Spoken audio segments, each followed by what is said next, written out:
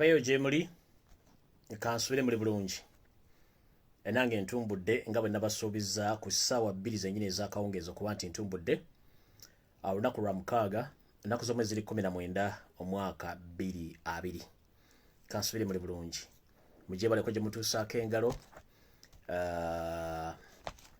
abalwadde nammwe mukama abasuuse abafiiriddwa n'abavudde okuziika okwerekera baganda baffe nammwe mukulikireyo ddala kansubire nti mutuuse bulungi waka mwonna bannayuganda buli mugyasinzira okuwuliriza mu ggwanga wooli wonna woolabira ebintu ebigenda maaso mu Uganda nkulamusizzaako nnyo abali mu mawanga gaba magulu meeru kugeza nga America, Canada, Europe, Middle East, bali mu Asia, India, China, South Korea, North Korea, nenga bannayuganda yonna gy'oli wapo ne Africa ne waka wenna mbalamusizzaako ate gwali waka ng'oliza video za Lumbuye oziraba n'ozisharinga n'oyiga kyenkuyigiriza n'okikola nga bwe kirina okukolebwa ne weebereramu okwagala ensi yo ate gw'oli wanjawulo nnyo so mbaagala nnyo mwenna buli alaba mu information eno kubanga ekikulu kye tulina okuba tuzukka mu tulo tutubaddemu okuba tununula eggwanga lyaffe so mbalamusiza nnyo atuuka gwe botegeeza munno nti video omukulu atuuse atuwa information so mbalamusiza nnyo mwenna kansubire muri bulungi nange ndi bulungi essaawa ziri 2 zennyini ndoza kwa kakonko ka dakiika 2 nange ndi bulungi era mundaba embeera yange simbi ndi awo mbeera bwetyo nga bwemugiraba naye nga tulina okugenda maaso okusookera ddala njala okwebaza buli munnayuganda yenna gyali gyasinzira okuwuliriza weebali nnyo obalira ddala kwagala ggwanga lyo weebali kwagala nkyukakyuka weebali kulowooza kuva mu butulo mu 7 kwe yali yabasibamu nga balowoozesa nti buli kimu kiri bulungi nga bo bayisaawo kye bayisaawo mwebali nnyo mubalira kuba nti mwazuukuka si byangu nno okuba nti mbadde muzuukusa olw'ensonga nti badde bapasiba akatambala ku maaso nga temukyalaba naye kiba kyankizo nnyo okuba nti muzuukuse ate nga mukyazuuka ekyokuddamu kiri kimu nti twagala akaluka 2021 nga Museveni avuddewo Kyagulanyi president ebisigadde byonna bijja kugoberera kubanga entebe enkulu bwe buzibu bwa Uganda bana basigadde bangu balinganga bikola mu compound nti osobola obbirondamu naye ate olumbugu n'emirandira gy'emiti gye gisinga obuzibu so mwenambula musiza nnyo kansubire muri bulungi njala tandika n'ekigula lugi kubanga program tennatandika mba nkyalinda abantu muwereko njala tandika n'ekigula lugi kino ekigula lugi bwe tutandika tuleke tutandike video bulungi nnyo okusookera ddala njala kubategeeza nti eno message eviira ddala mwe kennyini gye mmanyi gyeyinza okuva ate nga yabuvunaanyizibwa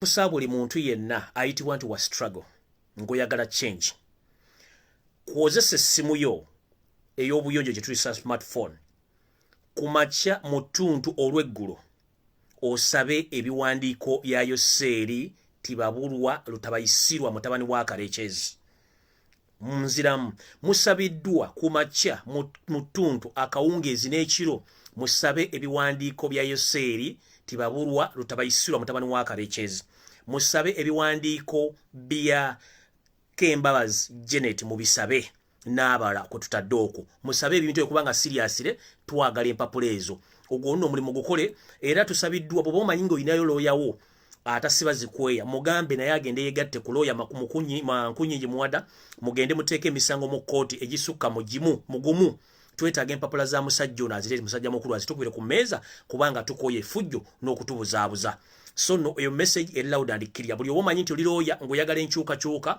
wano muwaaba emisango gy'enkoko egy'embuzi simanyi nti yalinyidde ente yange yaganye ofuna olubuto kati mulina ensonga entuufu esobola obbakyusiza eggwanga lyammwe nga tetugenze wadde mu kusika omuguwa bano abasajja baleete ebiboogera kuba tebabiina batuviire mu nsi yaffe ensi efugibwa bannayuganda so no ezo zimu ku nsonga zengeri otandika nazo ensonga ey'okubiri oba vidiyo tennatandika njala kubategeeza nti buli kimu kirabe mukitegedde tekukyaliko kubuuza nti opposition yaani ani awakanya Museveni ani ayagala okujja Museveni mu ntebe Robert Kyagulanyi Ssentamu ne Nuupu kyekibiina n'abakulembeze abakirimu abaagala entebe okugijja ku Yoseri mutabani wa Kalekyezi okumujja mu ntebe ebibiina byonna ebisigadde mu Uganda byonna byoya bya nkoko essaawa zino baagala omukulembeze waffe Robert Kyagulanyi Ssentamu okutambula eggwanga lyonna okubaako emirimu gy'akola nga munnabyabufuzi avugirira ekibiina kino okuba nti asobola okukirabira okuba nga abakulembeze baakyo batambula buli wamu ne bamusibira mu makage tebamukiriza kutambula nenga ate ebine ebirala bituloza nti badde byabufuzi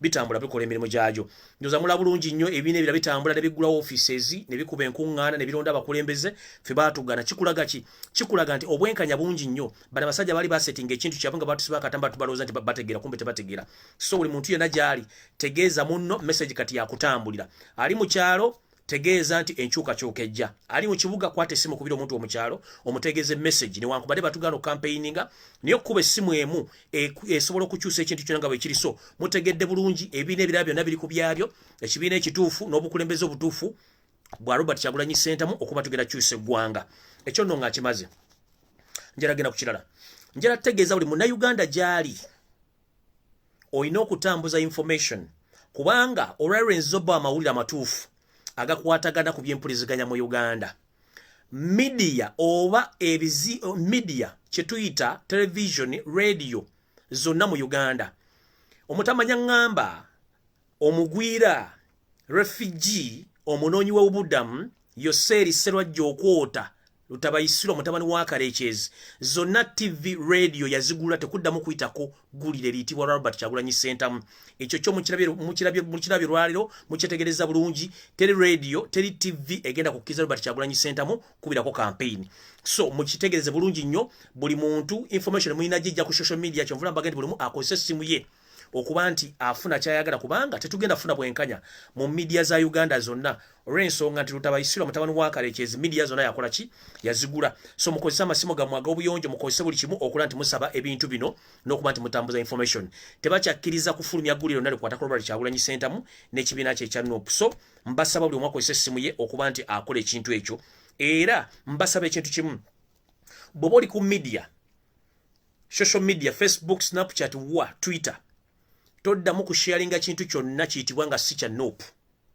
toddamu kusharinga kubanga oba promotinga ebintu bya Museveni ne bantu banne okutuusa obuvune naddala mu media ku Robert Kyagulanyi Ssentamu so njala bategeeza omuntu yenna mukitegedde lunye ne abadde balooza nti opposition buli kaseera oli aba postinga ku Kyagulanyi alumba Kyagulanyi amuvuma akola kino akola ki nenga akulaga opposition ezo page mwazitegedde temuziwa makulu ng'abantu mbo bamu makulu ne page temuziwa makulu tugende maaso tuloke tugere bikibe tugenda okulaga nabo kubanga mu opposition tetulinayo muntu n'omu atebezebwa nti mu Uganda akyasobola okukola ebintu bitegereka bonna bali adda bambega twayiwa oluwombo lwabwe bw'oba oliyo obuyombo lw'omuntu kikyagenda okulowooleza tewali kyagenda kulowooleza so nno ndowooza njagala ntandike ne vidiyo eno butereevu bwayo eryoke etandike bulungi nnyo bantandikire ludda wa simanyi kumanya kuba amawulire namangi okay kantandikire wano sharing a video tegeeza abantu nti kati olutambi lugenda kutandika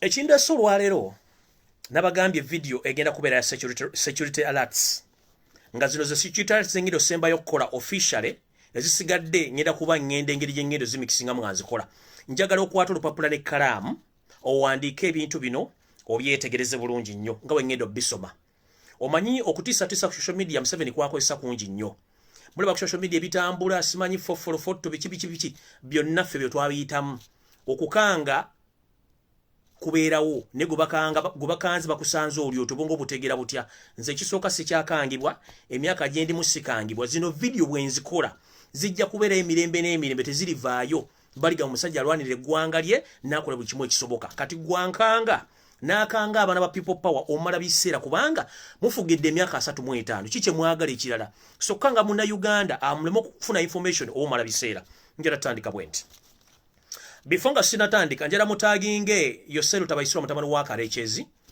mutaginge CDF General David Muhoozi njala mutaginge Muhoozi Kanyerugaba njala mutaginge General Kaka Bajenda njala mutaginge omwogezi w'amagye oyo simanyi because bite mutaginge njala mutaginge Robert Kyagulanyi Ssentamu njala mutaginge buli muntu yena gwe kikwatako eno information eri crucial nnyo njagala buli muntu ajiwulirize bulungi nnyo muntagingira abantu abo bonna njala fulumya information eno nga sirina gwe ngenda kuttira ku liiso kyovula njala nabagaye bataginge eso police military buli muduumizi bonna njagala bere ku video eno kuba njagala bambula ng'enseeraba ebintu byonna mwateeseteese okukola kubanga muli ku kisenge byonna ngenda bambula nkitegeeza ate nkitegeera buli muntu yenna ateeseteese otutuusa obulabe ku Robert Kyagulanyi Ssentamu ngenda kwambula nga ntandikira ku Yoseri Tabayisirwa CDF Kakabajenda akulira military bonna mwenna muina enteekateeka namutaayika ey'okusaanyawo ekibiina kya NUP n'okusaanyawo Robert Kyagulanyi Ssentamu ng'omuntu. Kati nno nga ngenda tutandika video eno mu butongole kati kwata papula ne kalamu ntandike ne video. Ekisookera ddala ekigenda mu maaso mu Uganda olwaleero mission ya Yoseri Tabayisirwa ne banne tebaagala omukulembeze wa Robert Kyagulanyi Ssentamu alabikireko ku lupapula oba kye tuyita ballot paper okulondebwa. Ye mission esooka. Mission eno Museveni emusuza teyeebase. Okumanya emusuza teyeebase ennaku zino ne weight speed kwagisalira nzibu nnyo tebakyebakirako ddala okusinziira ku information gye tufuuwa mu State House. Era n'omusawo we ow'ekinnansi oyo gwe nabagamba Bwanga omukyalo oyo natera okuyita mu Kampala omwo ng'atambula n'amagye mumwetegereze. Bwanga yalagudde Museveni n'amugamba okusinziira ku mbeera egenda mu maaso olina okuva ku kitanda otandika okusula wansi kafaliso ka inchi 2. Era mbagambira Museveni asula kafaliso ka inchi 2 yakasulako wiiki namba kubanga ebintu by'amalogo bino bigendamu n'ebibonerezo bingi. Kati omusajja alina ssente empya n'enkadde olina amagye olina buli kimu kiki kusuza kafaliso ka inchi 2 ng'ofugidde emyaka 35 pressure gijja ludda wa. So omusawo yamugambye yamulagulira amuga kati olina okuva mu kitanda olina okusula kafaliso ka inchi 2. Bwe twogera kafaliso kono yakamala kenda ku 7 ng'akeebaseeko. Yoseri Tabayisirwa mutano wa Kalekezi yakafuga emyaka 35 ennaku zino tava mu basawo Baganda. Ekikulu mwakirwe ku social media nti tubadde tudinga tenze mbagamba nti Museveni n'abantu bakozesa amalogo nga muwakana. Video zazo ku social media nga abantu bakozesa amalogo okugenda mu okufuna obwami ba parliament ofuna wa chairman C5 ne president yennyini akozesa amalogo ne twebuunya kyaki bagezegenda mu zaaki. Byebyo ne bigenda maaso mu Uganda era njagala mbifune bulungi. Kati njala tandika bwenti. Ne bifunga sinatandika. Njala tegeeza betukola emirimu gyegyimu. Buli ngoli ku social media ngoli wa people power era ng'ofuluma information ya people power. Njala mbere very careful nnyo okudimininga information y'abantu abamu gye baba bafulumya.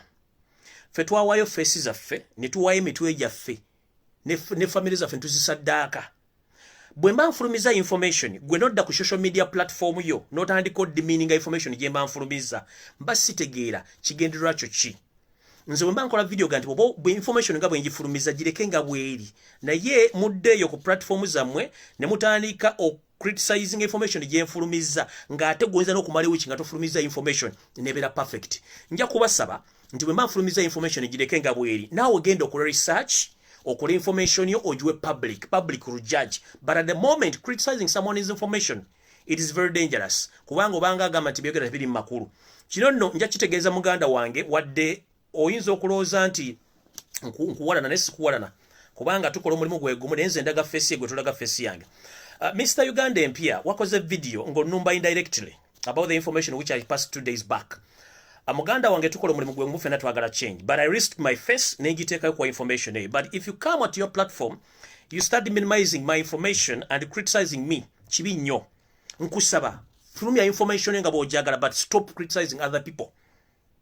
We are in the very dangerous situation to fulumya information tukyalina media fulumya information Kampala. Ekisookera ddala Robert Kyagulanyi Ssentamu yakugamba yawandika Twitter nawandika post nagamba yandibadde teeraliikirira nnyo bantu basigadde naye egibadde emikwano gye okumuvaamu era aluzinze emikwano mingi lwa struggle eno. Kyali kitegeeza ki? Yali akutegeeza nti takyalina gweyesiga mu struggle eno oba mukwano gwe oba ani asigadde bwomu. So if I mention someone that alimu ebituli oba ensi emwetegereze you come you defend. What if omusajja oyo atuukako ekizibu olwatassebo nalumanya ogenda kukolawo ki? Mu information oba mu security alerts tebeetaagamu kuzannya. Kyovula Museveni bw'alaba ekyenyi nga kiyita mu ddinisa asooka kwebuuza kyanzira okuyita ekikompala bakubba ennyumba ne bagiyiwa kubanga aba ayagala kubeera secure ne information yo. Ene information efuluma ebeera crucial nnyo. So stop minimizing people's information please. Nkyenkusaba I'm not attacking you but indirectly you are attacking kyesaagala. Nze information yambaga mugireke nga bweri naye stop minimizing other people's information. Ate ekitibwange kya security mukivenga kubanga tewali gwe twesiga. Abatandika mu NUP oba abatandika mu people power basinga obungi batuddukako bagenda balinga bwe mudifendinga. Abatandika mu people power abasinga obungi balya ssente bagenda ffe tukyaliwo. So towakanira muntu ate ebikolwa ebijja mulaga kikyali kinjajjolo okugamba ze sina gwe nnumba kubanga njogedde ebigambo bingi nnyo ne bituukawo ate ne musirika. So please buli mwako le gwalina okukola nenga njalo basaba mwenna abapostinga ababloginga musabiddwa tusabe omusajja ono ebiwandiiko ne mukazi we kubanga tebabirina. Kati ntandise bwenti. Information jenagazarinze last week nemba wako part of it. Nemba bulya iso yabadde ogenda okutuula iso semwai bitongole bino byokwerinda byade bino okutuula mu kifo ekyo. Abyade bina kutuula musaidiza byade bino okutuula ekifo ekyo. Unfortunately bwe nafulumiza information security organs zino zakyusizza ekifo zaade n'okutuula. Era bavudde obulungi nnyo ne bakyusa plan ne bagenda okukolera ebintu bino ne bagenda mu kifo ekirala olwokuba nti nadde maze okubaasa ne bakyusa information ne bakyusa ekifo badde bagenda okukola ki okukolera. So abantu bano betulwanyisa tubalwanyisa olwokuba tumanyi biki bakola bikyamu. Okitegedde? So njagala tukkiriziganye ebintu bibenga biba. Kati ntandise bwenti. Olwokuba nti Museveni ne banne pressure bayitiriddeko baagala kukyusa tactics zeziruwa. Ekisooka balina options bbiri. Esooka tebaagala Robert Kyagulanyi Ssentamu alabike ku ballot paper. Ekyokubiri bamaze okukola survey ku ground nga tebasobola kuwangula kalulu kano by all means. Kati balwana nnyo okulaba nti Robert Kyagulanyi taapiirenga ku ballot paper. Bagenda kukola buli kakodi akasoboka okulaba taapiirenga ku ballot paper, but it is very dangerous. Bwe bakkiriza Robert Kyagulanyi Ssentamu ogenda ku ballot paper agenda bakuba kibi gye bali. Bwe bamugaana ogenda ku ballot paper kibi gye bali. So option balina ntono nnyo ze basigaddeko. In fact, if I to inform you, Museveni takyayina kigendererwa kyonna, takyayina akakodyo konna kalala okuggyako okukkiriza nti ensi emudibiridde, pressure zimuli bubi, yenna bakanika buli kusaawa okujja okwogerako mu public kubanga buli kimu kimusobedde. Njalo bo information eno nga nsinzira ku information eyaluli gye nabawa nyongerezeeko ku eno. 1. Njagala kulabula ebitongole ebyokwerinda. Mukama mwe options zamuweddeko namwe options zabaweddeko. Kimusigaza kya ku intimidatinga, which intimidation doesn't work in the modern day society. Right now, ISO, police CMY and the State House bapulaninga okutandika okulumba family ya Kyagulanyi ne family ya mukyala wa Kyagulanyi Babi Itungo Kyagulanyi. Era nga batagetinga okugenda mu family y'omukyala wa Kyagulanyi okusoganya family ye either okukwata baganda be oba okukwata kitaawe okumutwala bamu abducting afuke omusingo okugamba Babi agambe baawe yesonyo ebyobufuzi. Kino kiyinza okutuuka within 2 weeks time from now kubanga information bagituddeko ekiro ne bagikkaanyaako. So ndabula ebitongole omuli ISO, police, CMY ne State House plani gye mukola ey'okulumba family ya Babi Kyagulanyi okuwamba either taata we oba maama we oba baganda be bakozese ng'omusingo okulosa Babi okuforcinga Babi okutegeeza baawe nti ave mu byobufuzi olw'okuba bawambye family ye. Ebyo bikolwa bya kito nnyo, ebikolwa bya kigwagwa nnyo, muyina kukkiriza nti ensi ekyuka. Ekikolwa kye mukola kya butemu nnyo. Era omuntu yenna bw'anaabula mu family ya Babi Kyagulanyi nga mwamuwambye, nze information ngifulumiza kati mukikole nga mumanyi ensi etegedde, mwagala kukwata family ya Babi mugiwambe, mutandika okuforcinga omukazi atandika okugamba omusajja nti va mu byobufuzi, which is not going to happen, tekijja kubeerayo.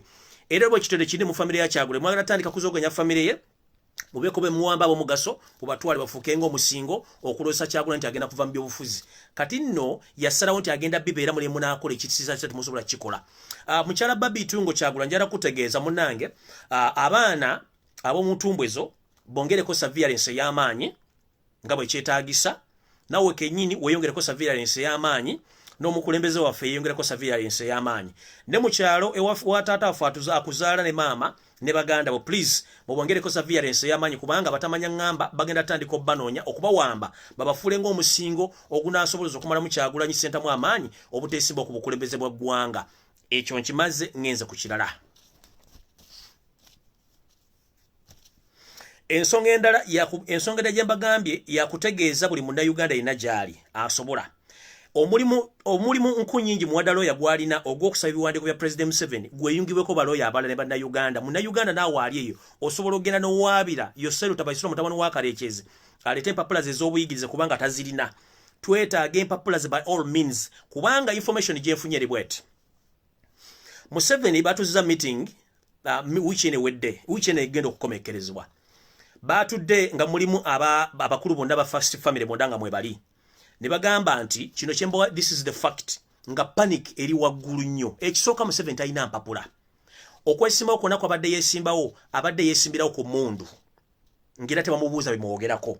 Right now, Jaji Byabakama oba Simon Byabakama Chairman of the Commission yavaayo n'abagamba ati okulilizinga documents education credentials of Bobi Wine as education, it was a mistake. It wasn't a mistake. It was exposing Robert Kyagulanyi Ssentamu. Little they really knew that we are going to ask questions about Museveni's education background. They were shocked that tutandise okubuuza credentials za Museveni. One, Museveni talina birth certificate kubanga yajja musajja mukulu yajja myaka 12 mu Uganda. Nababulya oba mu registering nennyina nga refugee ku Mengo Social Center okulirana the first Presbyterian Church Mengo bova ku ngalabi eri ziri meters nga 405 kuva ku ngalabi y'Emmengo ngodda mu Kisenyi we ba registering Museveni mama we nga refugee. So talina birth certificate mu Uganda si mu na Uganda amanya mugategedde okujjako confusion eriwo era ekibatiisa Museveni amanya ge yasomeramu goga agamba nti yasomeramu gegano gemba tibabulwa lutabayisirwa so si Yoweri Kaguta Museveni. So there is a confusion. Atejjukire bali mu nsiko still yayina amanya malala nnyo kati ayina amanya gabika bisatu naye amanya gagamba nti yagasomeramu gega yose lutabayisirwa mutabani wakarekezi gabadde akweka all along. So there is a confusion. We need his education background and all credentials ezimufula mu na Uganda. So musabiddwa buli bloga yenna ajja okubloginga. Message esooka twagala mpapula za Museveni ez'obuyigirize, twagala origin ye, twagala atubuulire yayingira atya Uganda tukufuga Uganda gino gyonna emyaka gyonna. Awo nawo nvuddewo kasita mukitegedde.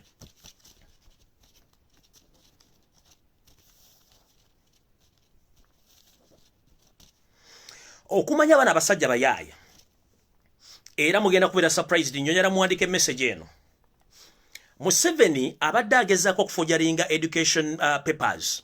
Naye ekyambuuseko enviiri wabadde omusajja kafulu mu kufojinga empapula zino. Ngenda mubabuulira amanya naye bwali ateeka okuba nga naye tali safe. Omukyala Kembabazi Janet naye teyasoma. Era empapula ze zisinga obungi zibadde za ku Nassalood kwe yafunira ebyagambo yasoma diguli zaali za ku Nassalood.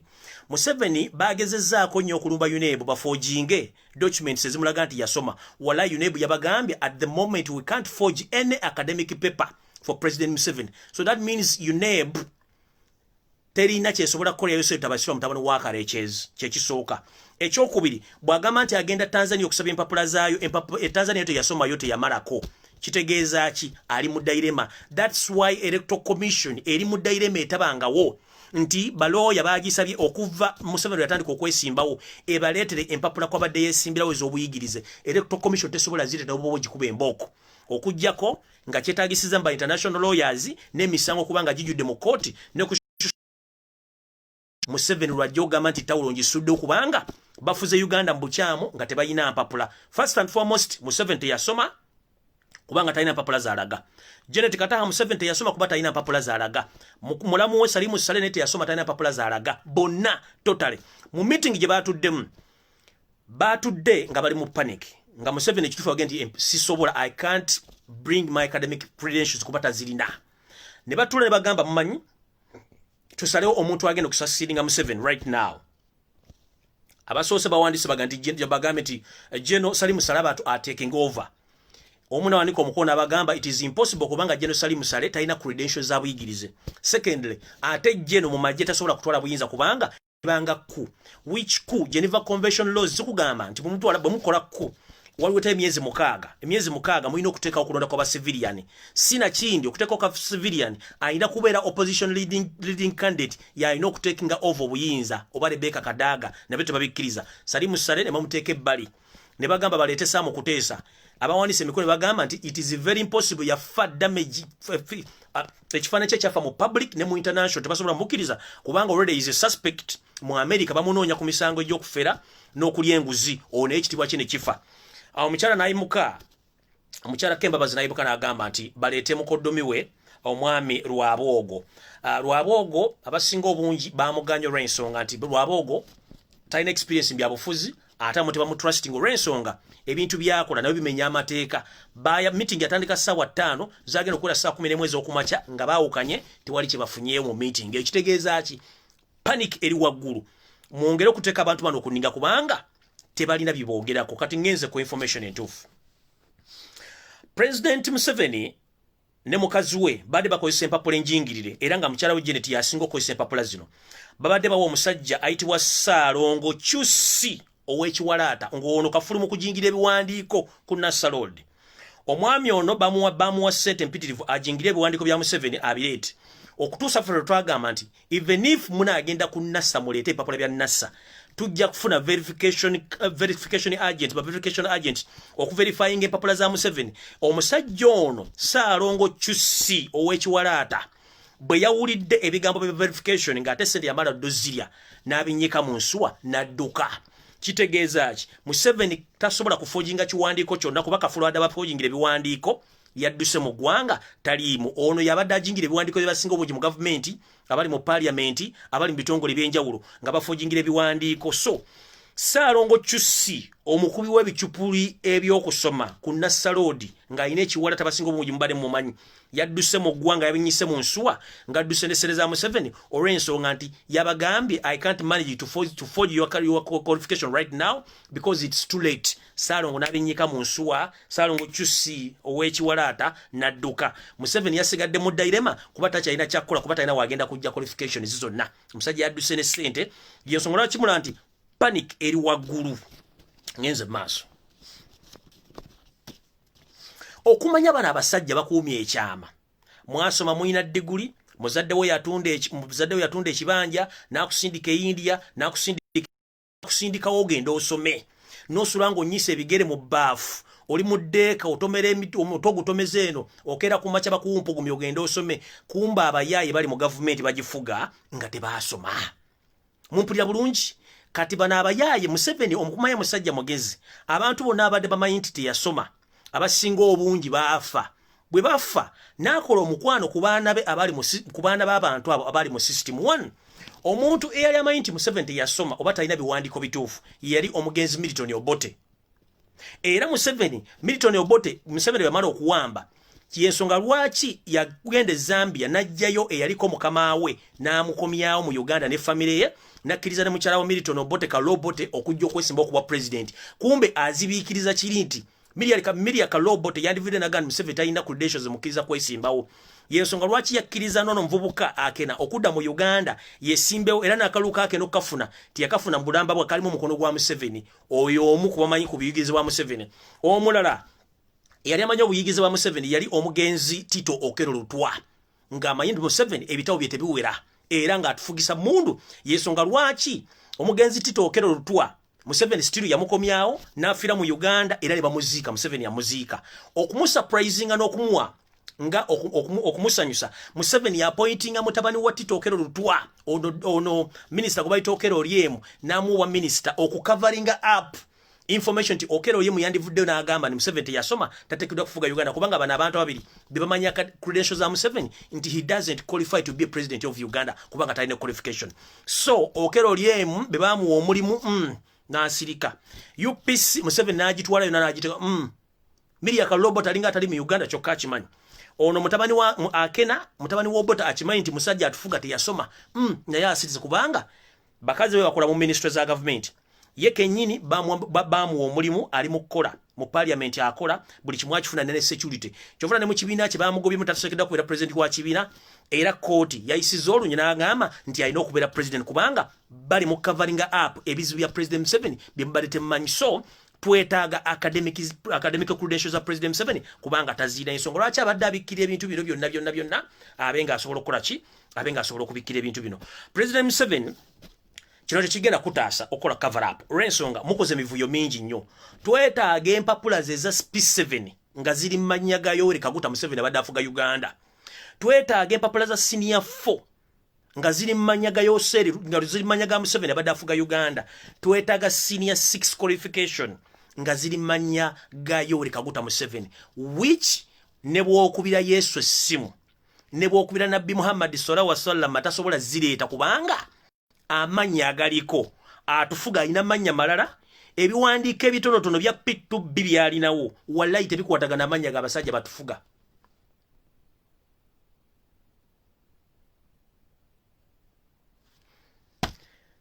Kati video etandise kibadde kiggula luggi video etandise sharing tugende maaso.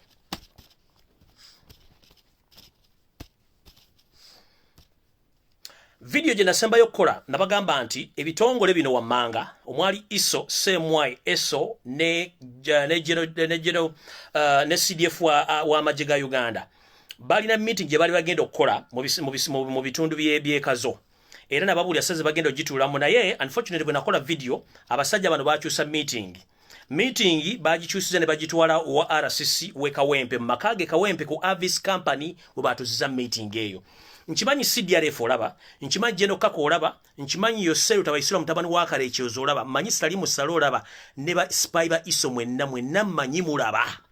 Neba mbega mwasindikide ku social media okutandika okunkanga mwenna manyi mulaba. Nebe mwakoze mu Nambi manyi mubimanyi, but sijja kutya nja kufulumya information ngenda kulwanira eggwanga lyange.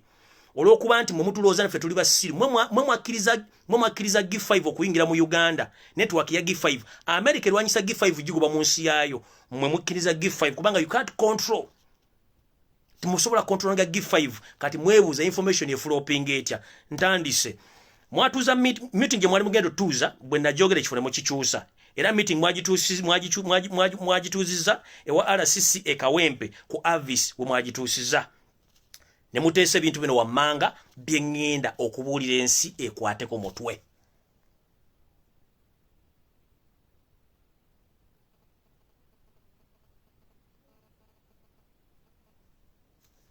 Ntandise bwenti.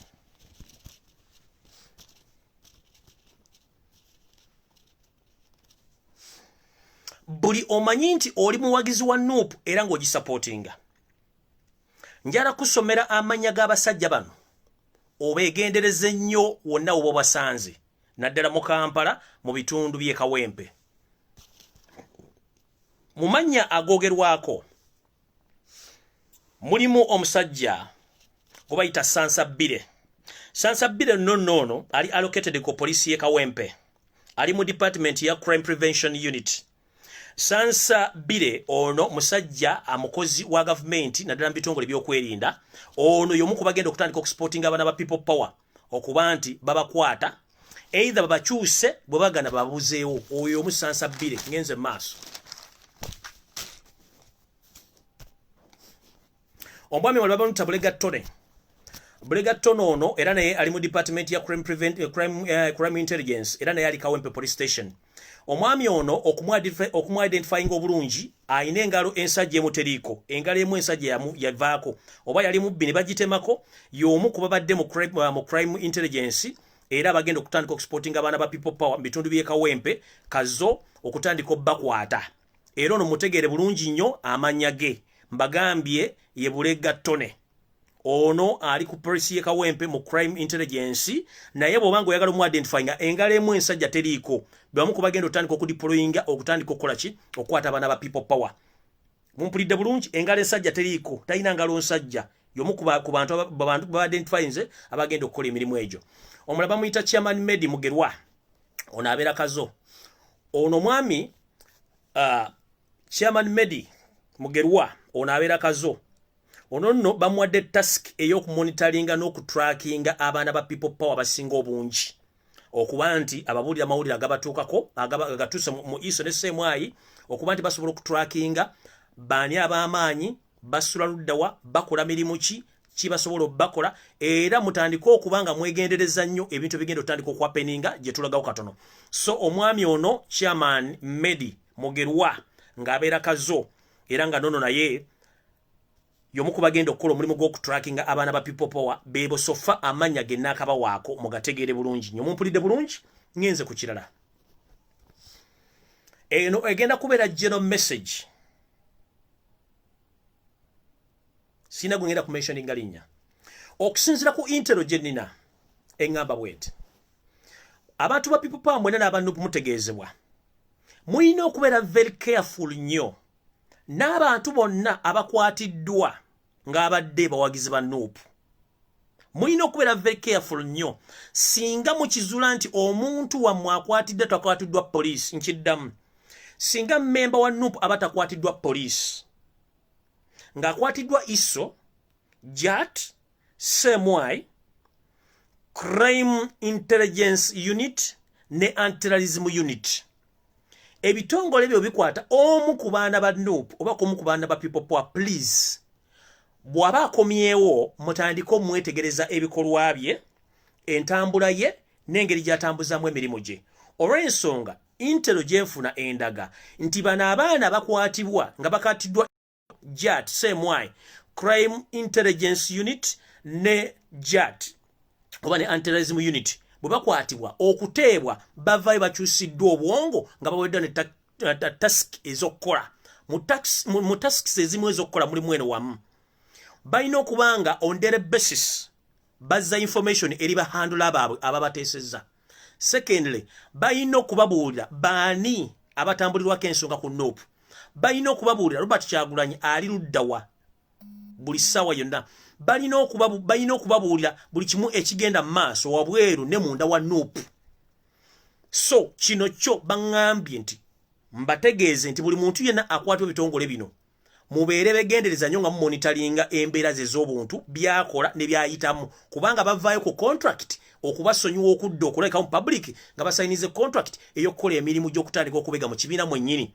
Sibagamba nti mbagobe era mbalekeewo, naye buli muntu yenna ng'akwaddwa ekitongole kyenjogedde, please mutandike to monitor him or her olw'ensonga tebaviirayo ku agreement ze batajja bagamba olw'ensonga bano abaana information gyenfunye babatulugunya n'okubayisa mu mbeera ebakkirizisa okukola ebikolwa ebyo although bandibadde tebabyagadde.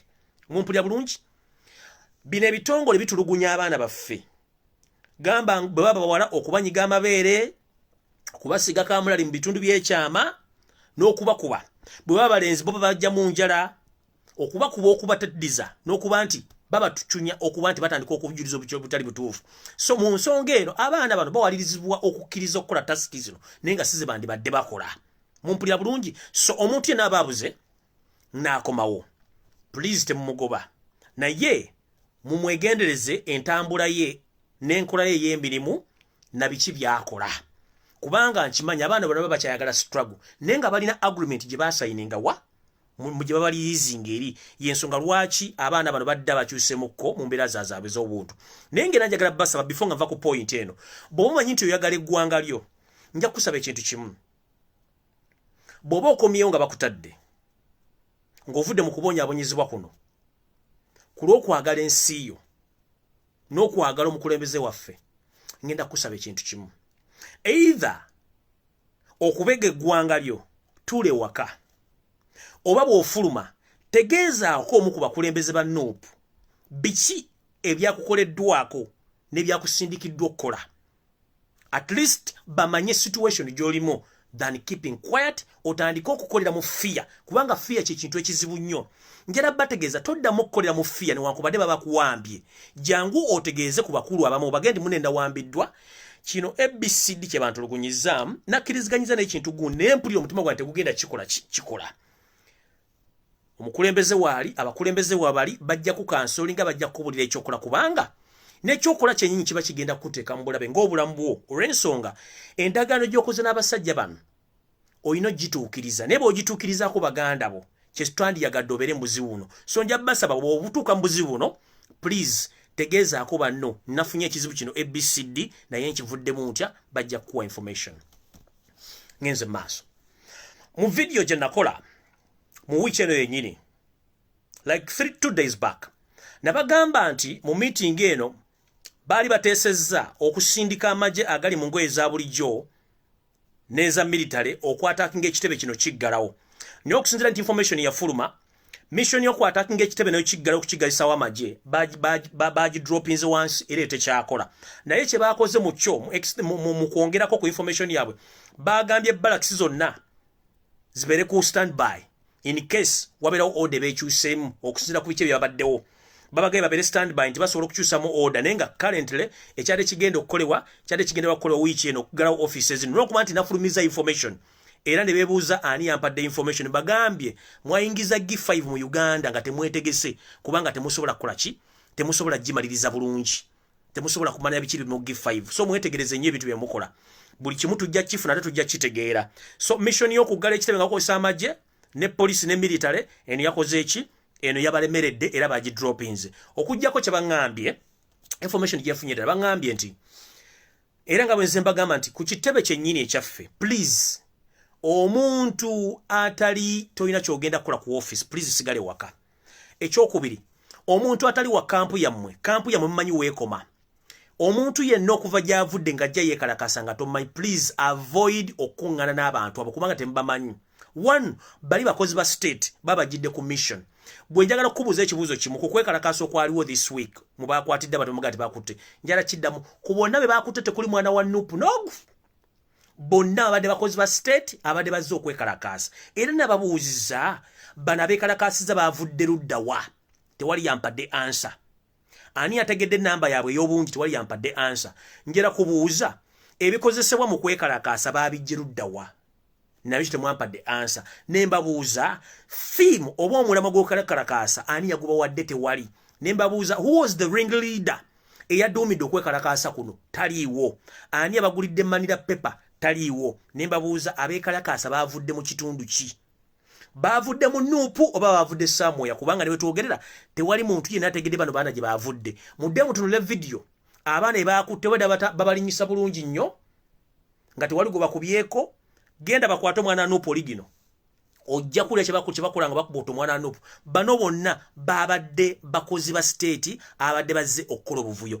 ate n'abala bakyali bangi kino kibategeeza bano abasajja bakola obukoofiira balina t-shirt olwalala mulabye ku social media nti amawulire ge Kampala gonna media ebintu byegalaga byanjawulo mulaba kiri ekiwulire kya New Vision kibukedde kiri mu kupromotinga ebintu by'ekisiru balina abantu babalina obukoofiira mwetegereze enkofiira ze bakozesa si original beret za Nuupu byonna biri forged mubatadde simanyi ab'egindi bakyuse simanyi ab'egindi bakyuse fe abaana ba Nuupu bonna bagiwagira abasinga obungi baregistaringa balina cards abaana ba Nuupu bagiwagira njala bategeeza ekintu kino kati okuddamu okuswaza abantu bano njala tukole ekintu kino wammanga kubanze bye mbyogera kati ng'omusiza agule swan ogenda kuziika ogenze ku mukolo olaze ludda wa ekintu ekiyitibwa ekimyufu temuddamu kyambala ku mikolo egibalabisa unless nga tulina function ya Nuupu headquarters oba tugenze kulala oba tugenze ludda wa tutandika okwambala ebintu bino naye currently oba tolina kyogenda kukola please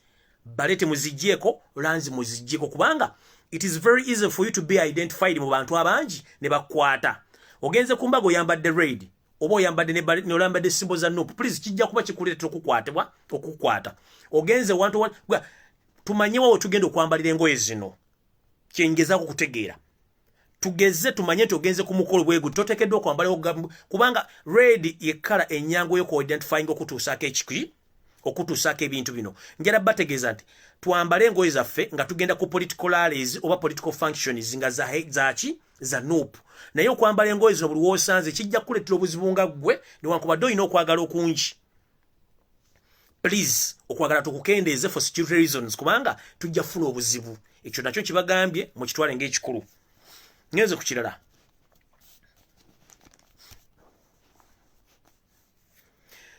wano wenjagala mu ntagingiro omukulembeze wa Robert Kyagulanyi Ssentamu njala kusaba akakiiko akatwala ebyokwerinda n'akaaniriza abagenyi ku kitebe kyaffe kya Nuupu njala tegeeza era okuwabira omukulembeze wa Robert Kyagulanyi Ssentamu nti mukama wange okusinziira ku intero gye nnina njala kusaba okuva n'olwaleero olekeraawo okuddamu okurecevinga abagenyi b'otamanyi gye bavudde kubanga abasajja options basigazizza embweti yakukujjamu mu bulamu mu kooti wabalemesezza bakujja mawulire olemeddemu mission gye bayina yakujjawo abali mu mission y'okujjawo be baluwa mulimu state yennyini mulimu ebitongole by'okwerinda nga babiduumira bennyini benyigidde mu mulimu guno gamba nga CDF abakulira ISO semwai abakulira ESO wepo ne mukama waabwe Yoseri Tabaisula mutabani wa Kalekezi mission gye bayina kati activated is to assassinate you one mission esoka ya poison gwe batugambye gwe bayinza okukolerako ye muntu okujja n'akusiŋŋaana n'akubuuzako mu ofisi yo ekyo kyo nakyo mbadde nsaba ekyo nakyo bere careful nnyo nga bwe nakusaba toddamu kugwa abantu mu bifuba toddamu kuwa bantu ngalo tubabuuza osobola mukwata mu kifuba osobola okukwata mu kifuba n'omulamusa ekyokubuuza n'okukwata mu ngalo nkusaba mukama waffe okyesonyiwa ekirala omuntu yenna ali ku security yo tufuneyo obuuma obusobola okuscanninga any kind of metal nti omuntu ayina ekintu kyonna kyayambadde kiri wired oba ziri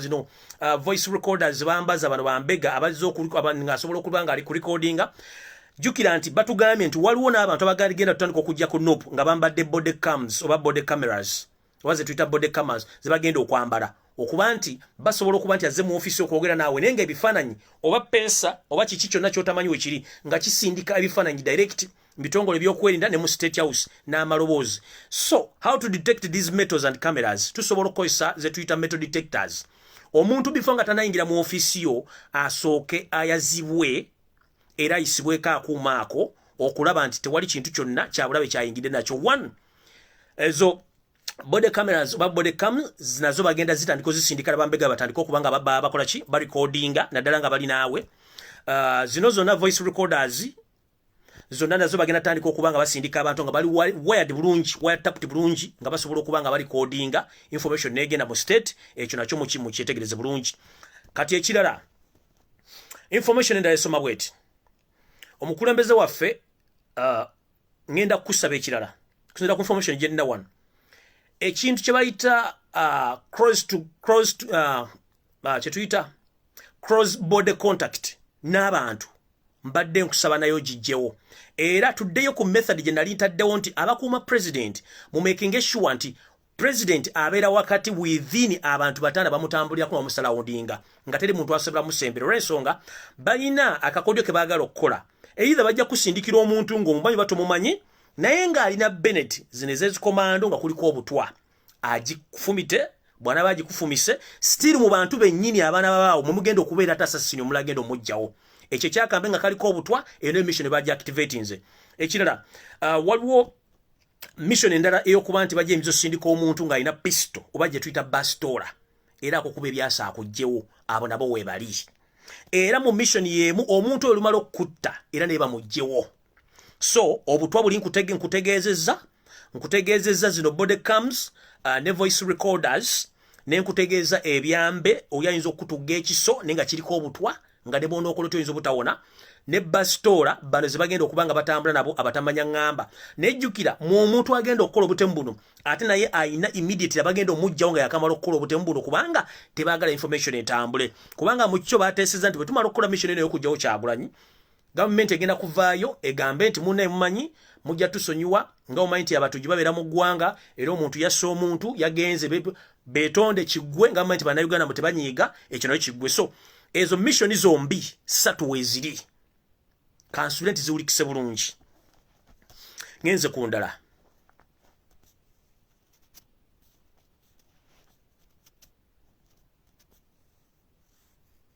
ekya mental detector nakyo kibagambye kuba nti mudetectinga buli muntu yena agenda okuyingira kubanga ba spy bo bagenda kufuuka bangi ensonga endala kati bagenda ku resortinga in fact before nga sinagenda ku eno point Mr. President bagenda kukkiriza okuddayo ku radio ne TV nkiddamu Mr. President bagenda kuddamu okukkiriza ogenda ku radio ne TV countrywide but in the process balina kye bakutegekedde kinene nnyo kisinga n'omuzikiti gw'okoodi Kampala njagala kinyonnyola bwenti one bapulaninze nti bakukkirize oddeyo ogende ku radio ne television mu Uganda yonna naye nga muno bagenda kubaliramu essaawa z'otambulira okuva ku radio okutuuka gy'onooba osuze oba gy'onooba olaze wano mu kkubo mu junction wano we wali obulwa butya ekisookera ddala radio stations ezisinga obungi ze balocatinze zonoogendako bataddeko ba agenti baabwe sitta katale ka radio wabula nkimanyi information eno nammwe mugimanyi bulungi nnyo ekisooka Robert Kyagulanyi Center president waffe osabiddwa bw'oba ogenda ku radio station yonna genda n'akatebeko osabiddwa ofune gloves ez'omu ngalo ekyokusatu tambula ne microphone zo ezizo ng'omuntu either emu ya cordless oba emu ngeriko waya. In case otuka ku radio ne kulemesa okutula mu ntebe yayo, please totegana, tambula butambuzi program tojiberamu. Bobagana okukozesa microphone yo era tambula genda, totegana tokola, tambula genda biveeko. Ekyokubiri, bo kye bapulaninga nti otwala obudde nga bw'obadde otambula ekiro. Amazima gali nti bakupulaningidde okutta ekiro. Ngaye bali bakozesa ku ludda lw'Nansana lwe bakubaga omuganda waffe amasasi ne bamutta, kubanga na kino bakitadde mu programu yaabwe. Nayogerako ku ba sharp shooters oba ba long range sharp shooters betwita ba snipers mu lulimi lw'amagye. Bano rede baweredda dda ensimbi empya n'enkadde era badeployingiddwa dda mu bitundu eby'enjawulo ba sharp shooters okuba nti bagenda kujjambula mu bwensi eno. Jukira Mr. President, mu Uganda mulimu ebika by'abatujju ababeera mu refugee camps mu Uganda. Bamala okutta ne badduka ne badisappearinga. Bebamu kubatta omugenzi Kirumira, bebamu kubatta omugenzi Kaweesa, era bebamu kubatta omujamani ow'Entebe eyatuusizza okwatisa Minister of Security Oweriisa eri mujjero eri tumwine, era kati ali mu mikono gy'abajamani bamukwata. Ne information gy'empulizisa no confirminga ne family mu Germany eyinza okuba nga baagitadde babigayo emitayimbwa okusinziira ku biki baagala bajamani. So ba sharp shooters ne ba long range shooters bawereddwa dda omulimu era n'emmundu mu Uganda mweziri abagenda okukola omulimu guno. So ba citizen concerned abakwataganya ku nsonga y'okwagala enkyukakyuka mu ggwanga bakugambye bakusabye mukama waffe omutwe guleke mu motoka ne bosanga abawagizi bo nga benkana bati obungi, kaobe misana kaobe kiro mpaka ng'akalulu kawedde. Naye currently mission activated ey'aba sharp shooters ne ba long sharp shooters abagenda okushootinga ba snipers we bali mu kitundu bali recruited. Naye nga mission esinga obungi bagenda gizanya between sawa 12 mpaka ku sawa 6 ogw'ekiro wonna bana bakufunidde. For example, at one time wali obovembale bakuyimirizaako mu Kitoogo, which mu Kitoogo temwamanya motoka zaaliwo, ezimu zaali tezina na number plate. N'abalimu abali balinda order from above. Unfortunately, era amawulire ge gaakuwonya. Singa tegaali mawulire, wallahi mwali temugenda kuvaawo ne Nubian Lee. Kubanga bakujja ku main route gwali oliko ne bakudiverting bakuteka ku small route gye bali batadde abantu baabwe. Weewuunya, lwaki bakudiverting already nga bamaze okuteekayo ready block yaabwe gye bali bamaze okupostinga there nga balinze gojje bakube embuzi. Kye batamanya nti walinako convoy ate ng'olina n'abantu abazi bakugobera bannamawulire. Otherwise singa tewali bannamawulire wali owedde. Kati tugenda kulinda bannamawulire kubeera kubanga lubaala embeera nga n'embiro kwotadde. Mukama wange ngenda kusaba ebintu by'okutambula ekiro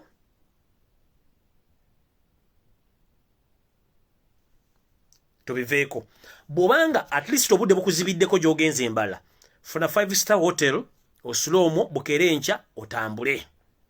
Nja kusaba Mr. President obudde buziba, sula mu kitundu woli reporting ku poliisi tisobodde kutambula obudde bugenze, poliisi yo kennyini ekuwa obukuumi ng'osuze mu hoteli eyo than moving at night, kubanga mission y'abano yakujjawo kiro.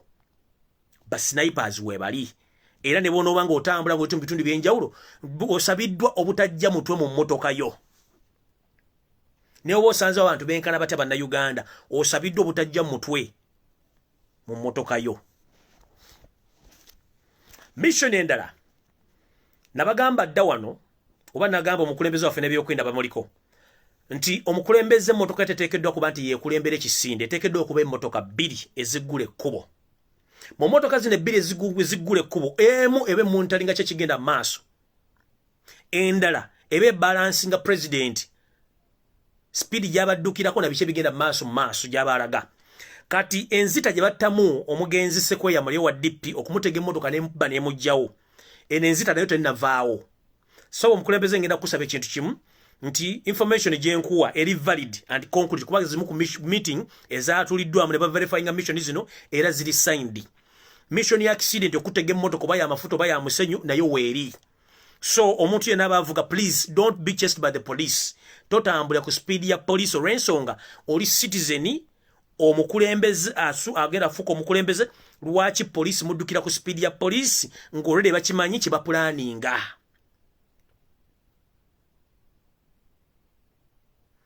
Mukulembeze yakusaba abakuvuga tebaddamu kuddukira ku speed ya police. ekyokuba tufune motoka 2 zisooka mu maaso nga zeewaddemu ababanga mita nga 23 in case of anything driver asobola controlling emotoka noba ng'osobola okusurvivinga ekyo kyo nakyo njagadde okikutegeeza obeere ng'okimanyi tina accident tedinava okutega emotoka ebyo ekyabasinaipers nkyogedde kubanga bo we bali babataddewo ekyokuba nti bagenda kukkiriza soon or later okutandika okuvisitinga TV radio stations naye mu kino mulimu ekyobulabe kyenkugamba ekya microphones obutebe n'ebyokulya n'ebyokulya byo biveeko ku radio ebyokulya byo biveeko kubanga bano abantu betuzanya nabo tebakyalina mission ndala yonna mission gye balina yakwa assassinatinga in fact mu all this information gyenkwa right now n'omuntu agiri emabega gwe mutamanyi nti akyali mu system mwali yejjeno kale kaihura kaleches mwali but underground is the master of all these ye master ali mbino bintu byonna so tewerabira nti abatemu abaze bakola emirimu gino bakyali wate we bali kati target activated ye gwe target namba emu tebalina kira kye baagala radio station ne TV eziri mu Kampala in fact zikusange wo microphone kozesa zizo entebe genda neyiyo funa gloves wonna wokwata mu studio please obere ne gloves ekyo nakyo nkyogedde ebyokunywa temutegana li TV ne radio station mu Uganda mulina nnyo akajanja akasumagize yeeyalira mbumuwa abagenyi cyayi mumunywe mukulembeze waffe tajja kunywa cyayi wammwe munywe cyayi wammwe mumukute fe president mukazi we gyali ajja mufumbira cyayi temuddamu kutusinikirako oba kugamba simwe mukulembeze mwaniza mugera muwa cyayi byonna tubimanyi bulungi nnyo cyayi wamunye mumusigaze mumpulidde bulungi so Mr President akatebe kintu kikulu nnyo tambula n'entebe yo nga Yoseru tabayisirwa mutabano wa Kalekizi bwagenda n'entebe ye Yoseru tabayisirwa family bwe begenze ku function batambula ne microphone zaabwe naye kenyini obagenze ku radio Museveni atambula ne microphone ze kubanga amanyi naye batamwagala bangi ngenze maaso twogera kuno twogera kuli njala kutegeeza omukulembeze wa Fulbert Kyagulanyi Ssentamu mu ntoto zonna ezisalibwa okuba nti tulabeko ku ballot paper ebibiina byonna ebyobufuzi mu Uganda biri mabega wa kintu kino Museveni alina ebitundu 5 okulemesa okujja ku ballot paper naye ebibiina byolowooza nti okulagana ebyobufuzi batula n'ebitongole by'okwerinda batula ne President Museveni okusala entoto zonna okulaba nti olabikako ku ballot paper kimanye nti kati odiringa n'opposition ekolera Museveni n'ebitongole by'okwerinda tebakulya ssente mulabye ekibiina kya Jero Mugisha muntu bali mu kutambula bagula office teri abakwatako bakuba campaign kyekimu ne FDC lwaki gwe Robert Kyagulanyi Ssentamu bakuganya okugula office countrywide bakuganya ogenda ku radio station bakuganya ogenda ku TV naye bano batambula bakola era teri abakwatako kitegeeza information gye nina eri reliable bakugambye 50% chances ez'okulemesa okugenda ku ballot paper zimanagingidwa opposition yennyini ne Museveni ne government ye so njala kutegeeza mukama wange baganda bo mu byobufuzi oba bakuyigiriza oba bakusomesezza essaawa zino weetegerera tolina gwogenda kwogerako nti gundi mwogeddeko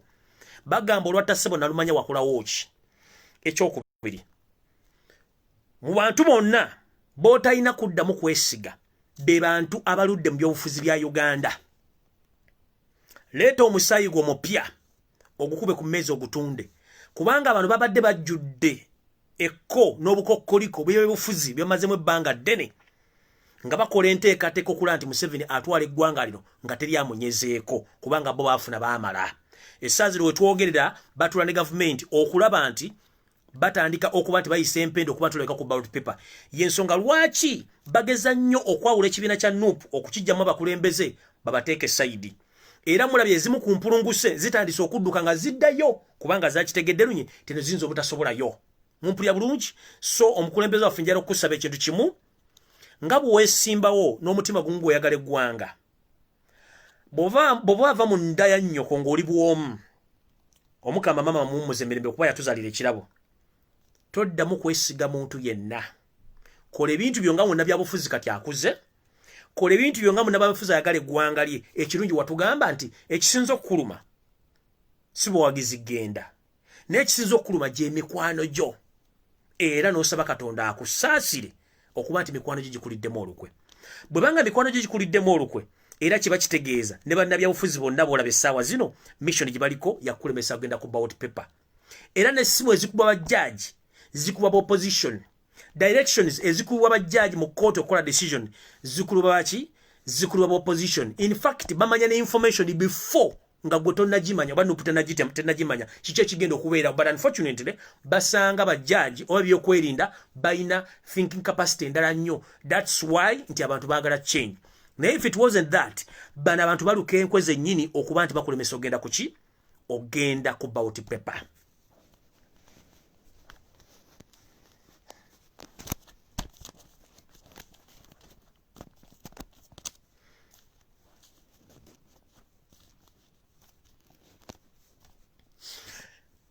Ku nsonga eddako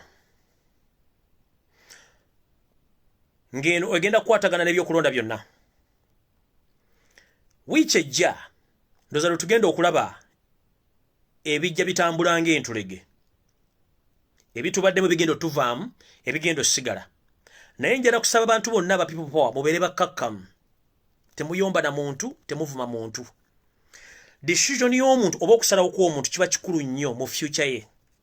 Omuntu yenna ku Monday oba ku Tuesday oba ku Wednesday agenda okukola decision to go against President Robert Kyagulanyi Ssentamu oba nope, ebeera choice ye. Naye tulina okukimanya nti tubaddemu n'abantu abadde batwetaddemu ebbanga ddene lyonna naye nga batuloosa nti balina maffe, abo tugenda balaba wiiki ejja bulungi nnyo. Kyetulina okukola kiri kitya? Kyetulina okukola kiri kintu kimu, kutandika kumanya abantu kyabeesimbye ku kaadi yaffe, kutandika kumanya tulina abantu bameka. Ekyokusatu tukoze tutya okutandika okugenda mu byalo. Olw'ensonga mu kibuga oba mu bibuga mu city suburbs tetukyalina kye tugenda kumatiza abantu buli kimu bakimanya. Omukulembeze waffe njala kutegeeza ebitundu bingi nnyo ebyesudde ekitundu naddala kya Buganda ebitalimu wadde posta yaffe, ebitalimu wadde omuntu yenna, naye nga atejjukira structure mwali mwazinondeza ba coordinators baagulibwa dda ne bava ku mulamwa. Era njala kutegeeza president nti ne mu Europe ne mu America structures wali otaddeyo ezisinga obungi ez'aba coordinator ebyokukola babivaamu dda badayininga ne government okuba nti baasirika. Yensonga lwaki activities mu Europe oba mu diaspora tezikyanfunctioninga. Ate kati abantu in fact abali abakola be bantu abapya abaali baagala enkyukakyuka ne be tuyita abaali ba coordinators simanyi baani bonna basinga obungi bakyuka dda. Ekyo president ozo kimanyi bulungi era okitegeera bulungi. So basing on the fact that abantu abasinga obungi President Museveni akozesezza ssente obakyusa ate ne babanga bwe twava mu people power ne tudda mu nopu kyanyiiza bangi olw'okuba nti baali baagala tambulira muli. Kati njala kutegeeza Mr. President nti ebitundu ebyesudde ebbanga okuva mu Buganda region officially bimu tebina offices, tetulina ba coordinators, teriyo wadde post, kyokka nga abantu bayayaanira otutukola ki abantu okugendayo.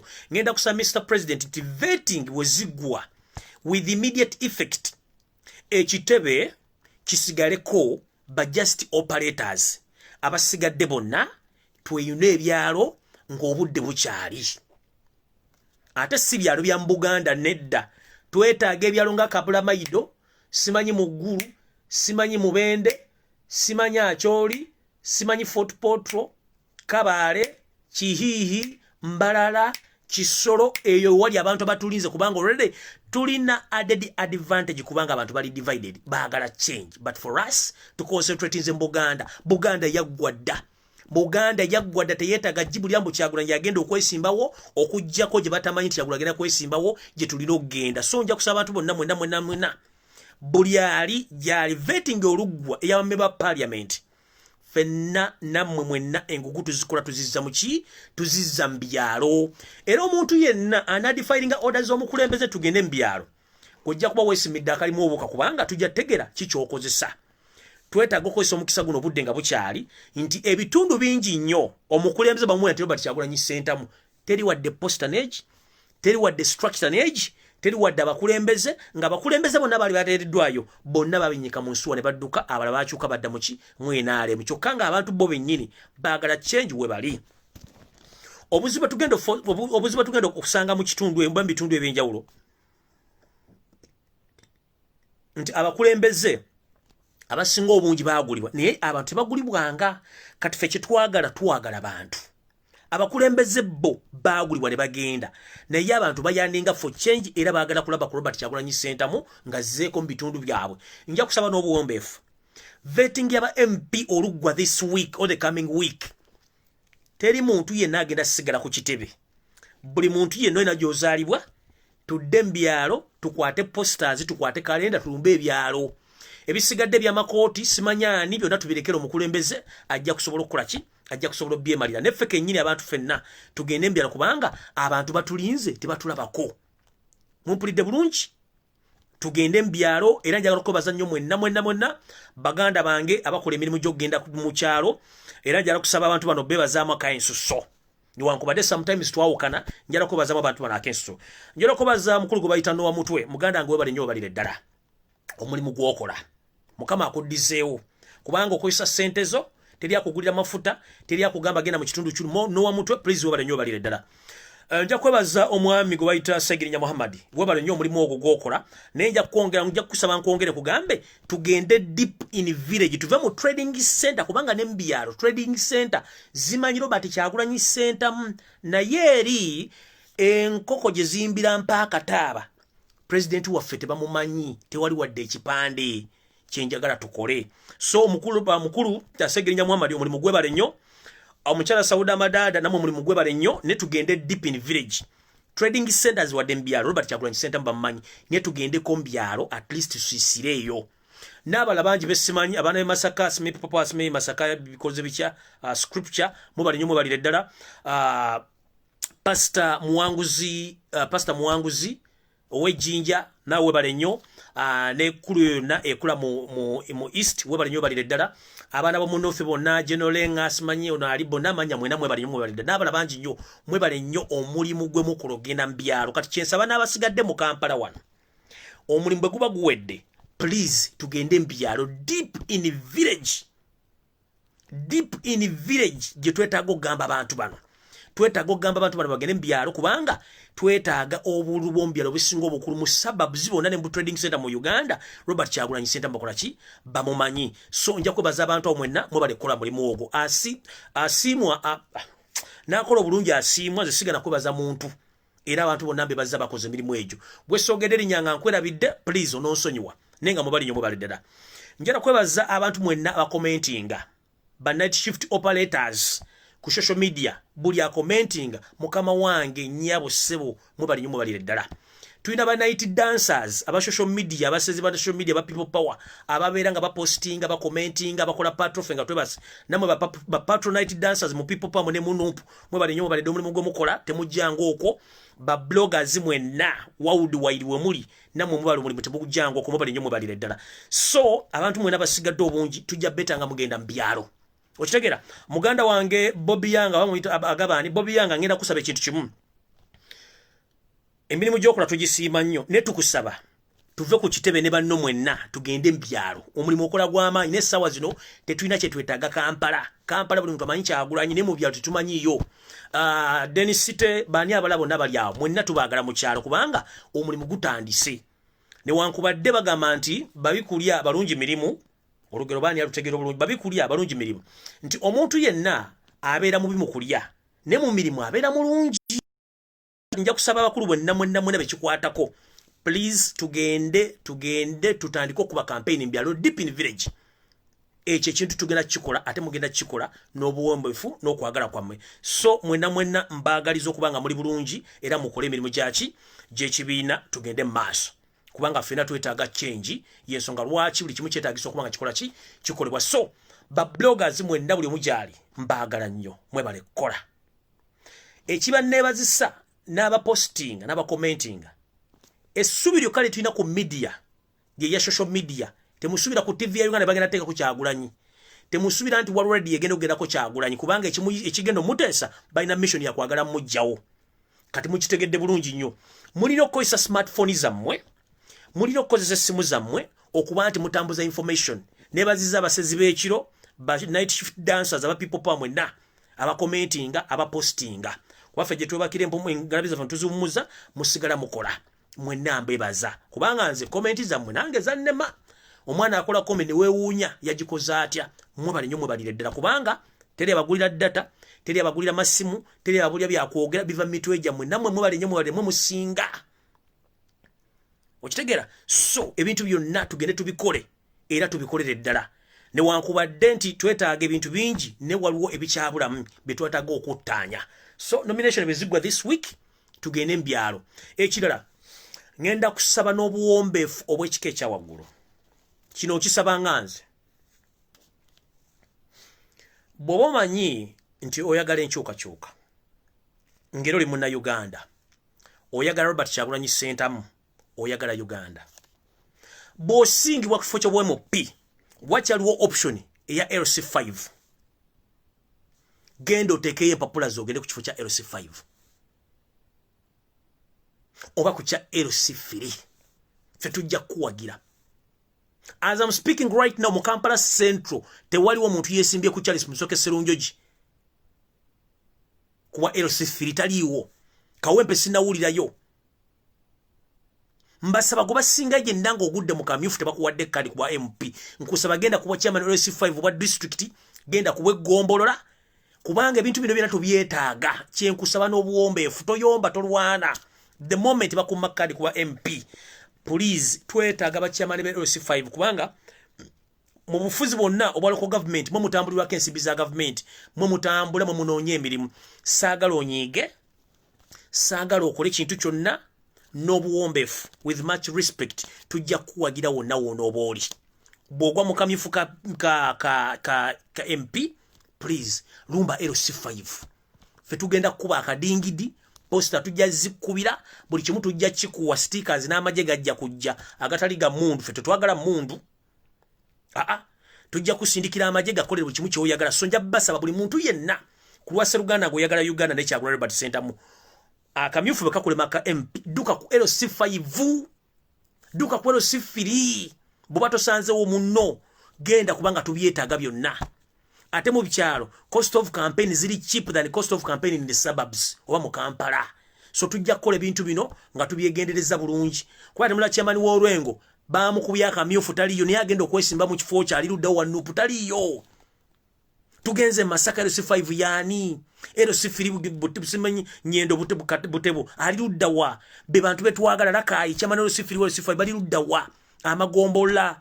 Twetaaga ebintu bino buli muntu yenna abagudde genda ku bifo bino ku lw'eggwanga lyaffe kubanga still bw'ogwa kuba member parliament chairman C5 enjawulo ntono nnyo member parliament, chairman C3 enjawulo ntono nnyo ku chairman C5 mu misala n'obuvunaanyizibwa kubanga gobera meya w'ekitundu ekyo ate omuntu baku.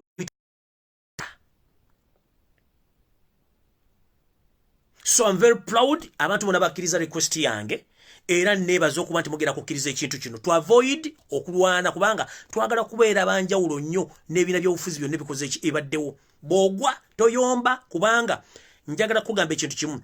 The moment oluba Robert Kyagulanyi Ssentamu ng'obadde mu kampu ye ogenda kufa. Si nakyo death wabula ogenda kufa mu community kukyawe obuleko ne woonywa amazzi nga teri akuvumye. Just to go to turn against the struggle or turn against Robert Kyagulanyi Ssentamu. Ate to inform you buli area mu Robert Kyagulanyi Ssentamu n'agenda mu kibina kye naale mu lukwe kye baamusuubiza teyira tebaakifunya bambalina mu kkaaba bala balowooza bagagala kudda tebakyasobola kudda. Be baasuubiza emmotoka teziriyo, be baasuubiza ssente teziriyo, be baasuubiza amayumba teziriyo. Abala baagala kwetuga tebalina kyakkola ne ssente zigula data tebakyazirina. Abala bagobadda ne mayumba kubanga Museveni kasitama l'okutuuza wali oba owedde. So to retain your pride, please, the moment you lose in primaries or in voting, please try other positions like chairman LC5, chairman LC3, and the councillors all over the country. All places are still vacant. Please, if you love your nation, but don't turn against Robert Kyagulanyi Ssentamu because you are going to lose. And nobody's going to care about you. You are going to be seduced to turn against Wulira Kyagulanyi Ssentamu to join NRM, but nothing you're going to gain there. Because they can't preach any kind of development in Uganda right now. They have lost each and everything. They have lost their credibility. They have nothing to tell the Ugandans. Right now, it's you to change the world by changing the goals right now. If you lose in the primaries of vetting of LC5 of our member of parliament, please go to other levels of leadership and stand. but don't turn against Robert Kyagulanyi Ssentamu. Kubanga ogenda kuluzinga mula abantu kati batandise okutambula ente ezitalina mbwongo abasinga obungi bwe yagenda okima sente bazimuwa be basubiza emmotoka teziriyo be basubiza sente baagano zibawa abamba bagobye ne mayumba tebakyasobola nteeka sente ku data ku simu mukitegedde bulungi kati gwe mukitegere njagala basomesa ekintu kimu nti ebintu ebiri mu struggle Robert Kyagulanyi Ssentamu byewuunyisa buli atandika against him oyitaawo otandika kwogera bintu bitategerekeka kati okwavoiding obokoowala ebintu bino byogenda okugwamu ofuke ekisekererwa genda ku kintu ekirala totandika against Robert Kyagulanyi Ssentamu ebyatuuse ku ono kabirizi mwabitegedde yepankira ku mazima wabire ebintu birimu Katonda bw'oba oyagala Katonda nga ne Katonda akyakwagala togeza n'olumba Robert Kyagulanyi Ssentamu tuyinza obutakulumba ye Katonda n'akulumba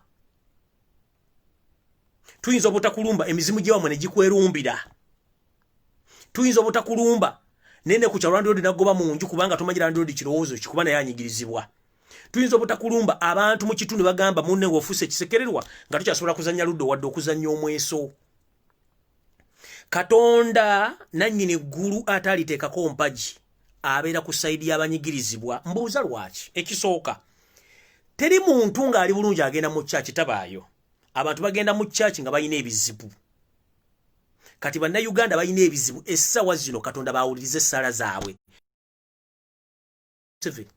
tasobola kuwuliza ssala ya Muhoozi tasobola kuwuliza ssala ya Janet Museveni tasobola kuwuliza ssala ya Salimu Saleh n'abantu ba NRM tagisobola yensonga bali zootingi zegenda mu masabo kutandika kusamira kubanga essala za Katonda kyesobola bakola ku buli kimu bakibbye bakirina siri bakyagala okubba kati gwe olina kubeera ku sayidi ya Katonda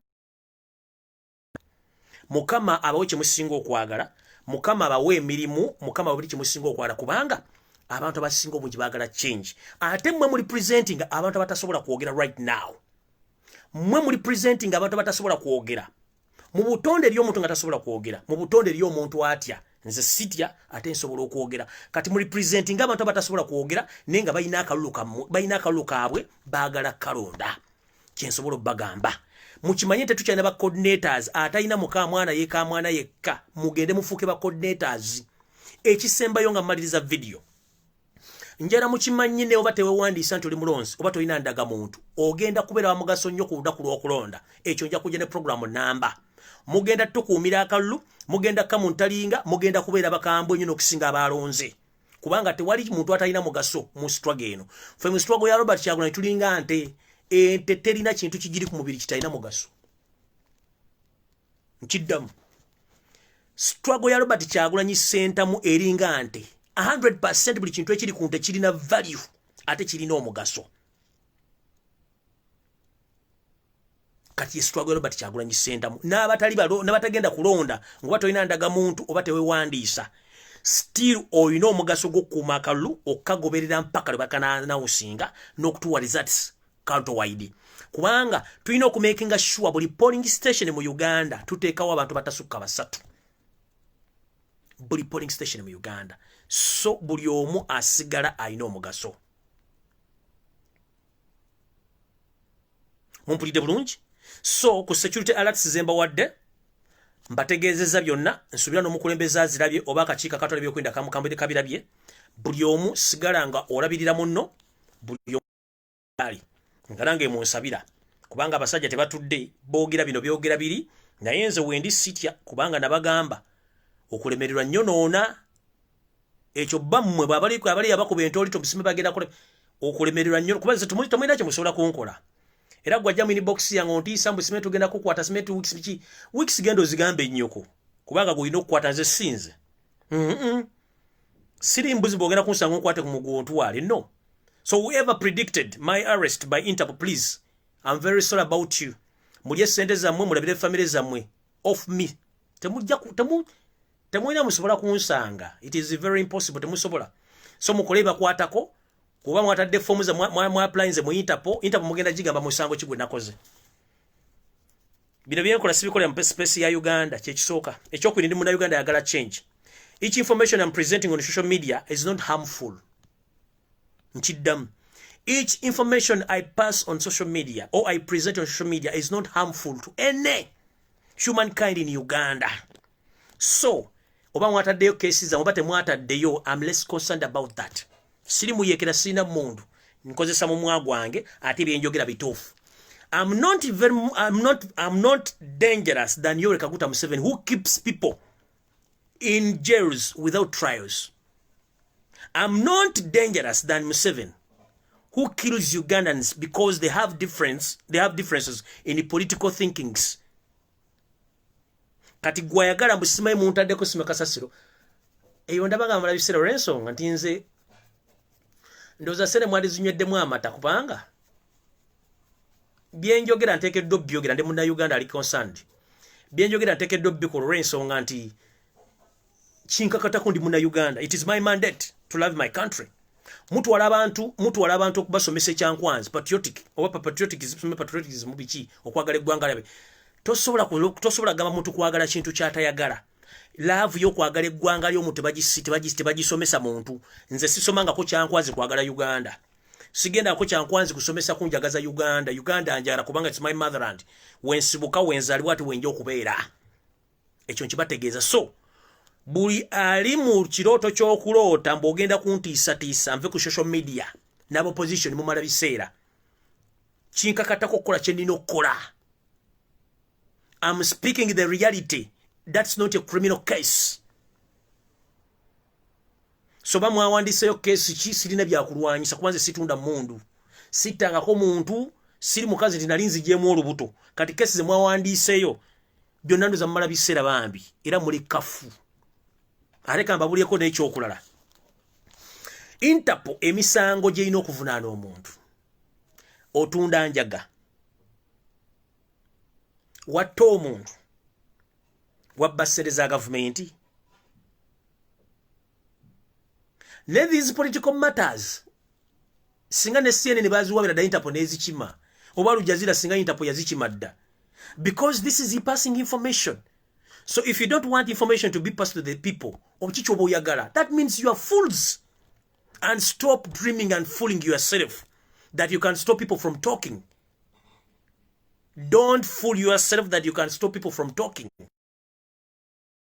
President Museveni during the 90s, you went in bush to fight for freedom. Isn't so? You went through all the rightful procedures of elections. You were defeated. But unfortunately, you waged a war against the current governments. Noziwangula. Using guns. Me, I haven't yet even used a gun against your government. I'm just using my mouth to present the information. How dare you start to talk about it?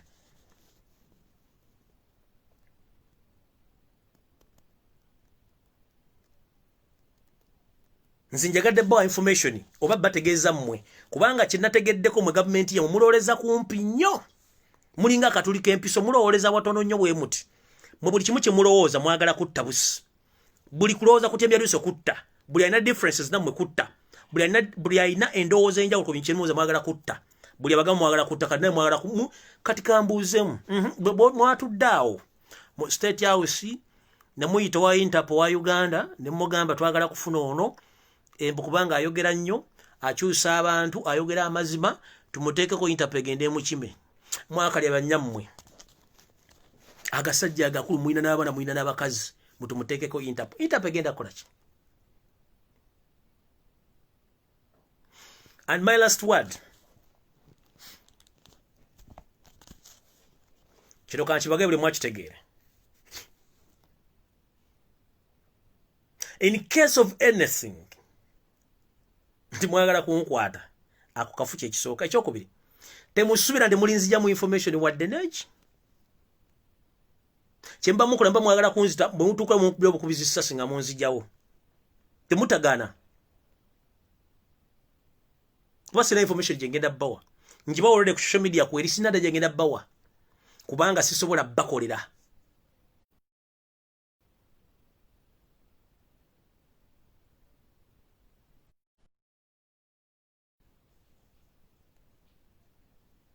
I'm seeking to visit the Almighty God process. If the clear ticket is to pass through the rightful ways to see God, then I can't work for Satan. Because when I work for Satan, I can't meet my Lord. So that means nasigala nga nkola kirina okukola sisobola kukolera sitaani. Ekyo nakyo njala mukitegeera. Bwe mba njala kulaba Katonda sisobola kukolera sitaani. Sisobola kukolera NRM, sisobola kuwagira NRM, sisobola kuwagira President Museveni. Bwe mba nga mwagala munansala ku busazi mutu, but I can't. Sina kyengenda kubuulira ggwanga nkibuulire ki?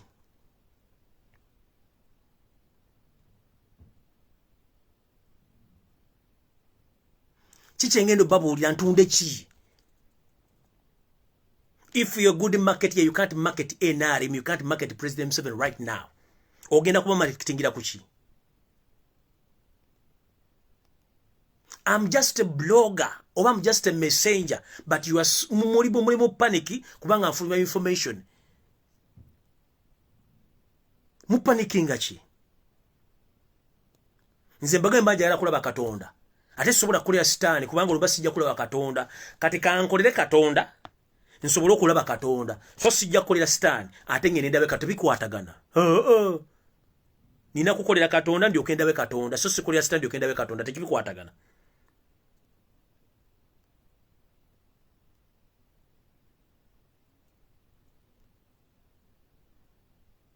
Tibikwataganira. Bwemba wakulaba Katonda kankolere Katonda mulabe so sikolera sitaani ate ndio kendabe Katonda nedda.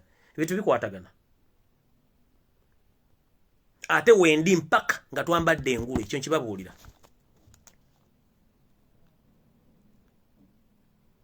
So mwenna abali Bannayuganda bakutiisa ku social media bakuwandikira message bakubira essimu weebuuze effect y'olina omuntu okutuuka okukubira essimu okutiisa. That means baba yidde.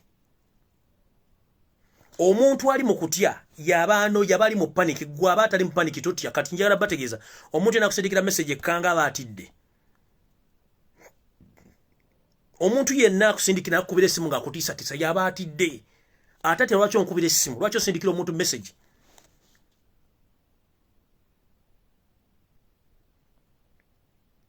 Fena tetugenda kusirika tujja kwogera.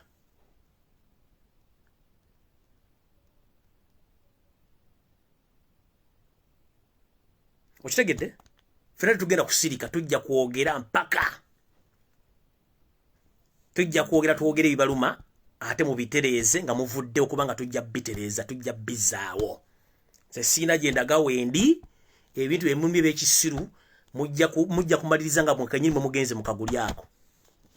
Bane bokaba bakumira takumira mpeera ndoza kanfundikire ngende mpumuze ngalabi yange nendezo kisinga obukulu kiri nti next week buli muntu yenna anaaba yesimbyewo please nobanga tofunye card nkusabye n'okusaba kwa nkuwe mirembe please atugende ku bifo ebirala ate tukuume obuvunaanyizibwa tukuume president waffe n'abe byokwerinda bakuma president please mwongeremu amaanyi information ngibawadde eririyo ye meeting ginaddana kuba luli yatudde ate yatudde mu kifo kirala resolution ze bapaasi nze zeezo mubeere nga mumanyi bulungi nnyo kyenjogedde nti kituufu.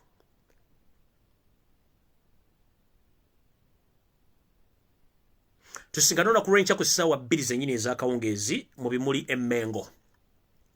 Tusinkane olunaku lw'enkya ku ssaawa 2 ez'akawungeezi mu bimuli Emmengo ate nayo ngene ba information ekwate kubanga bano bonna oli Nakato ono ye babiri kati bonna babiri abalongo bano bonna mbakwata ne mbanyonyogera nyonyogera Kato ne nyogera ne babiri kati bonna njala banyonyogera lumu mpaka mbazingiru mu kibomba jjo.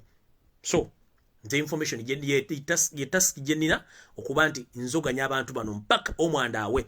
So mukitegere bulungi enkya ku ssaawa 2 ez'akawungeezi nja kuba mubulange Emmengo mbimuli mbawe information ekwatayo mujja ku mugitegedde bulungi ne ekyo kyonna kiri mission 2021 kyekikulu abasigadde buli omu agambe munne ekyokukola. Ekyokubiri bw'oba olina obuzibu n'omuntu yenna mugambe open teweekweka mutegeeze nti kino kikyamu tajja kiddamu okusinga lunoosirika katokikoze. Ekirala abantu mwenna bwe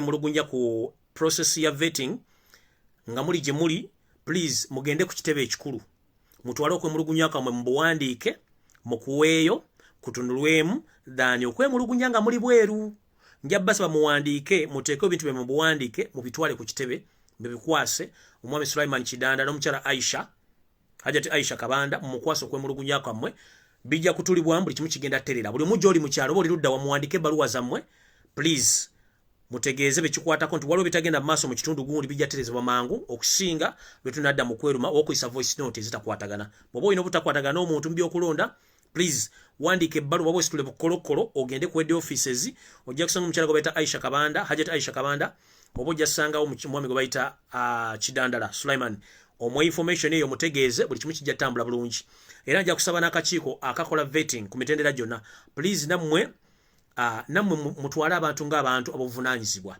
kuba bakandidate balina ebintu bingi ennyo by'okukola njala nammwe bahandolinge bulungi tembeera biased tembeerako kikimukyusaamu buli muntu ajje mumureceiving mugere gye mulina omureceivingamu mulire credentials ze mulire ebirowoozo bye obusobozi bwe then mmwe kyayagala agende so si kuba nti ate mwinamu ebyana n'abaana ekyo nakyo kiba kisakikola ki kiveewo so nga nfundikira njabbaga mukama 13 mpeera mweraba